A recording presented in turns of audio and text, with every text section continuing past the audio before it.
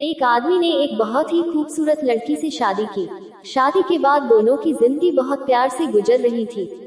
वह उसे बहुत चाहता था और उसकी खूबसूरती की हमेशा तारीफ किया करता था। लेकिन कुछ महीनों के बाद लड़की चर्म रोग स्किन डिजीज से ग्रसित हो गई और धीरे धीरे उसकी खूबसूरती जाने लगी। खुद को इस तरह देख उसके मन में डर समाने लगा कि यदि वह बदसूरत हो गई तो उसका पति उससे नफरत करने लगेगा और वह उसकी नफरत बर्दाश्त नहीं कर पाएगी। इस बीच एक दिन पति को किसी काम से शहर से बाहर जाना पड़ा। काम खत्म कर जब वह घर वापस लौट रहा था, उसका एक्सीडेंट हो गया। एक्सीडेंट में उसने अपनी दोनों आंखें खो दी, लेकिन इसके बावजूद भी उन दोनों की जिंदगी सामान्य तरीके से आगे बढ़ती रही। समय गुजरता रहा और अपने चर्म रोग के कारण लड़की ने अपनी खूबसूरती पूरी तरह गंवा दी।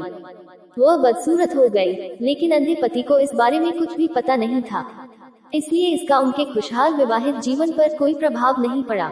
वह उसे उसी तरह प्यार करता रहा। एक दिन उस लड़की की मौत हो गई। पति अब अकेला हो गया था। वह बहुत दुखी था। वह उस शहर को छोड़कर जाना चाहता था। उसने अंतिम संस्कार की सारी क्रियाविधि पूर्ण की और शहर छोड़कर जाने लगा। तभी एक आदमी ने पीछे से उसे पुकारा और पास आकर कहा, अब तुम बिना सहारे के अकेले कैसे चल पाओगे? इतने साल तो तुम्हारी पत्नी तुम्हारी मदद किया करती थी।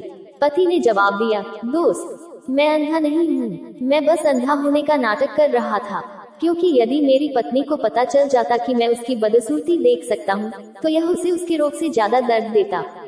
इसलिए मैंने इतने साल अंधे होने का दिखावा किया। वह बहुत अच्छी पत्नी थी, मैं बस उसे खुश रखना चाहता था।